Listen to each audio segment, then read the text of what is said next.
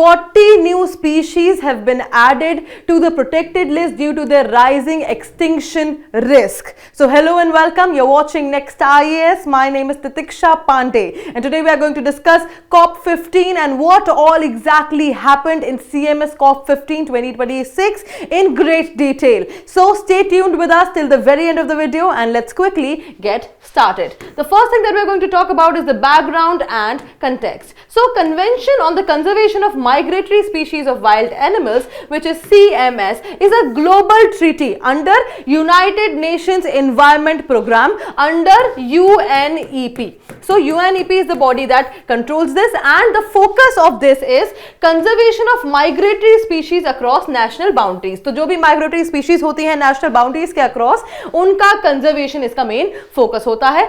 CMS COP15 2026 was held in Campo Grande, Brazil. ठीक है, Brazil में ये हुआ था. एंड अगर मैं आपको एक और चीज बताऊं तो एक और कॉप हुआ था ब्राजील में, COP30. इसके बारे में जिसको पता है वो मुझे कमेंट सेक्शन में जरूर बताइए कि COP30 ब्राजील में किस जगह पर हुआ था. And 40 new species have been added to the protected list due to rising extinction risk. जैसा कि मैंने आपको बताया कि 40 नई स्पीशीज प्रोटेक्टेड लिस्ट में ऐड करी गई हैं क्योंकि उनका जो एक्सटिंक्शन का रिस्क है वो बढ़ता ही जा रहा है. ये रिफ्लेक्ट करता है ग्लोबल बायोडाइवर्सिटी क्राइसिस को कि कैसी ग्लोबली एक बायोडाइवर्सिटी क्राइसिस चल रही है, plus urgency of conservation action. We all know what all is happening in the world. Wars are happening everywhere. Climate change is happening due to wars, and due to that the biodiversity is getting affected and a biodiversity crisis is happening. So moving forward, let's talk more about this. Let's talk about the CMS COP15 purpose, significance and participants. क्या purpose था, क्या significance था और कौन कौन इसमें participants थे, उसके बारे में एक बार बात कर लेते हैं. तो review implementation of convention on the conservation of migratory species CMS of wild animals, update protected species list appendices and frame global conservation strategies and address emerging threats. तो इसका सबसे पहला जो था रिव्यू करना इंप्लीमेंटेशन को, किसके, CMS के इंप्लीमेंटेशन को रिव्यू करना, अपडेट करना प्रोटेक्टेड लिस्ट. जैसा कि मैंने आपको बताया कि 40 नई स्पीशीज ऐड हुई हैं तो उस प्रोटेक्टेड लिस्ट को अपडेट करना और साथ ही साथ ग्लोबल कंजर्वेशन की, कैसे ग्लोबली हम बायोडाइवर्सिटी को कंजर्व कर सकते हैं उसकी स्ट्रैटेजीज को करना, और जो इमर्जिंग थ्रेट्स हैं, जो हमारे माइग्रेटरी स्पीशीज में जो इमर्जिंग थ्रेट्स हो रहे हैं क्योंकि क्रॉस बॉर्डर वॉर चल रहे हैं तो ऑफ कोर्स माइग्रेटरी स्पीशीज जो है वो इधर जा रही हैं उधर जा रही है. बिकॉज आप समझिए उनकी, आप एक बार उनकी हैबिटेट को, उनके लाइवलीहुड को एक बार आप समझ के देखिए कि आप जहां भी आप उड़ रहे हैं, जा रहे हैं, वहां पे चाहे वो एनिमल्स हो चाहे वो बर्ड्स हो, वहां पे वॉर्स हो रहे हैं, लड़ाइयां हो रही हैं, तो definitely they are also a little sceptical, they are also little fearsome. वो भी डरे हुए हैं चाहे वो कहीं पे भी हो ग्लोबली. और क्लाइमेट चेंज हो रहा है, जहां पे वॉर्स नहीं हो रहे वहां पे क्लाइमेट चेंज हो रहा है, तो उनके हैबिटेट को एक थ्रेट तो है ही. तो इसीलिए उसकी स्ट्रैटेजीज को बनाने के लिए और जो इमर्जिंग थ्रेट्स हैं उसको एड्रेस करने के लिए COP15 का पर्पस था मेन. और जो अब किसकी सिग्निफिकेंस है COP15 की वो ये है कि 40 नई स्पीशीज ऐड कर दी गई हैं जो हाईलाइट करता है कि कैसे एक्सटिंक्शन का रिस्क स्पीशीज का बढ़ता ही जा रहा है. Strengthens legal protection and global cooperation, strength करता है लीगल प्रोटेक्शन को एनिमल्स के साथ और ग्लोबल कोऑपरेशन को भी, और फोकस करता है trans boundary conservation and Amazon region पे. तो जो ट्रांस बाउंड्री कंजर्वेशन है, चाहे वो किसी भी कंट्री में हो, बाउंड्री के आर पार जो कंजर्वेशन है एनिमल्स का, उस पर फोकस करता है और अमेज़न रीजन में ज्यादा फोकस किया जाता है. supports biodiversity goals under United Nations Environment Program UNEP के अंदर ये सारे अपने बायोडाइवर्सिटी के गोल्स को सपोर्ट करता है. और पार्टिसिपेंट्स कौन कौन थे इसके, मेंबर कंट्रीज, जितने भी मेंबर कंट्रीज हैं इसमें मुझे जरूर बताइएगा कि मेंबर कंट्रीज कितनी हैं. And then organisations, United Nations Environment Programme के ऑर्गेनाइजेशंस और International Union of Conservation of Nature के, ये भी दोनों ऑर्गेनाइजेशंस वहां पे मौजूद थी. और साथ में साइंटिस्ट, एनजीओज, कंजर्वेशन एक्सपर्ट्स और ऑब्जर्वर्स भी इस पूरे COP15 का ये पार्टिसिपेंट्स रहे. Moving forward, let's talk about the key outcomes of CMS COP15। अब जो की आउटकम्स थे वो क्या थे, जैसे कि मैंने आपको बताया 40 माइग्रेटरी स्पीशीज को ग्रांट किया गया, एनहांस करी गई protection.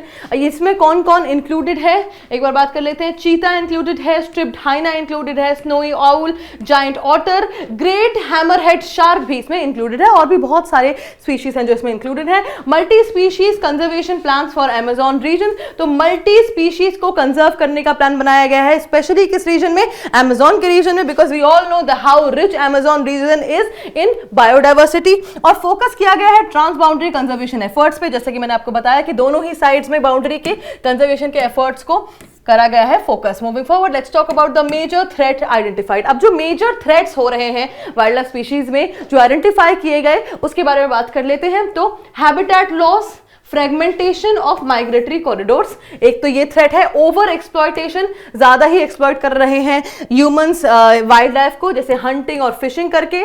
Fisheries bycatch affecting marine species, जो फिशरीज बाय कैच है वो अफेक्ट कर रही है मरीन स्पीशीज को। Climate change impacts on migration patterns, ये सबसे ज्यादा इंपॉर्टेंट है।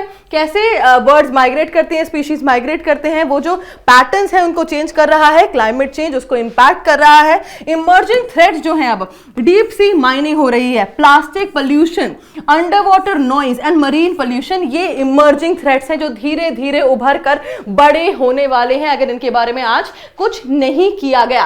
Moving forward, let's talk about the key findings. अब 2026 की रिपोर्ट के अकॉर्डिंग जो की फाइंडिंग्स है उसकी बात कर लेते हैं। 49% माइग्रेटरी स्पीशीज की जो पॉपुलेशन है वो डिक्लाइन हुई है। ये एक बहुत ही बड़ा नंबर है, आप समझिए 49%, विच इज ऑलमोस्ट हाफ। जितनी भी स्पीशीज हैं माइग्रेटरी स्पीशीज उसमें से आधी, ऑलमोस्ट आधी स्पीशीज की पॉपुलेशन हुई है decline. Okay, and 24% are threatened with extinction, और इसमें 24% है वो उनको एक्सटिंक्शन का थ्रेट है, वो एक्सटिंक्ट हो सकती हैं। 188 स्पीशीज एट हाई रिस्क, जो 188 स्पीशीज हैं वो हाई रिस्क पर हैं, जैसे कि जिसमें 103 बर्ड्स हैं, 28 टेरेस्ट्रियल मैमल्स हैं, 23 एक्वेटिक मैमल्स हैं और 26 फिश स्पीशीज हैं। 26 CMS स्पीशीज जो हैं वो they have shifted to higher extinction category, जिसमें से जो 26 पहले से CMS की स्पीशीज थी वो अब एक्सटिंक्शन से हायर एक्सटिंक्शन कैटेगरी में पहुंच चुकी हैं। और अराउंड 9000 की बायोडाइवर्सिटी एरियाज हैं, जिसमें से 47% आउटसाइड प्रोटेक्टेड जोन है, 47% आउटसाइड प्रोटेक्टेड जोन है। Moving forward, let's talk about the difference. अब आप सोच रहे होंगे, जैसे कि मैंने आपको मेंशन किया कि ब्राजील में COP30 भी हुआ था, तो आप सोच रहे होंगे कि जब COP30 हुआ तो COP15 कैसे हो रहा है। उससे पहले एक बटरफ्लाई COP हुआ था, COP17 हुआ था, तो ये सब क्या है। तो मैं आपको एक चीज बताना चाहती हूं कि there are 3 different types of COP, which is CMS, CBD and UNFCCC। इनके बारे में भी एक बार हम इनका जो डिफरेंशिएशन है वो भी एक बार जल्दी से हम समझ लेते हैं।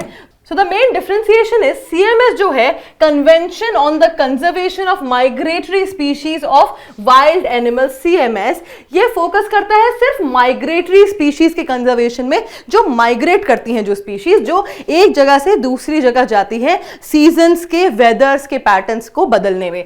ठीक है, अप्रोच है इसका स्पीशीज स्पेसिफिक प्रोटेक्शन, सिर्फ स्पीशीज से स्पेसिफिक प्रोटेक्शन का अप्रोच है। और उसका की आइडिया है protection of migration routes across borders, जो ये माइग्रेट जहां से होती हैं बॉर्डर्स में जिस जगह से, तो उन रूट्स का भी प्रोटेक्शन, वो भी इसका एक की आइडिया है। अब बात करते हैं हम CBD की, जिसका फोकस है ओवरऑल बायोडाइवर्सिटी, मतलब जीन्स में, स्पीशीज में और इकोसिस्टम में भी। इसका अप्रोच है इकोसिस्टम लेवल कंजर्वेशन, इकोसिस्टम के लेवल का कंजर्वेशन होना चाहिए। और इसका जो की आइडिया है वो है sustainable use plus conservation plus benefit sharing. तो सस्टेनेबल यूज होना चाहिए, कंजर्वेशन भी होना चाहिए और साथ में बेनिफिट शेयरिंग भी होनी चाहिए। अब जो UNFCCC है वो है United Nations framework convention on climate change. अब इसका मेन फोकस जो है वो है climate change mitigation and adaptation.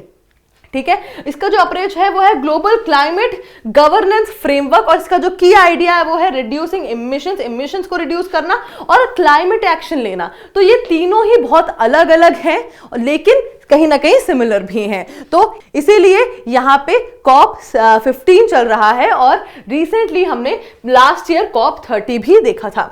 So I think I have covered the whole topic in great detail. If you have any questions or queries, do let me know in the comment section below. आप मुझे ज़रूर बताइए कि ma'am ये question है, उसको मैं ज़रूर I will take it up in the next video. And now let's talk about the MCQ for revision. So CMS operates under, जो CMS है वो किसके अंडर ऑपरेट करता है? A UNESCO, B UNEP, C FAO, D IUCN. ये मुझे whichever option you feel is right, A, B, C or D, do let me know in the comment section below. And that is it for today. I will see you in another deep dive video. Until then, bye bye, take care.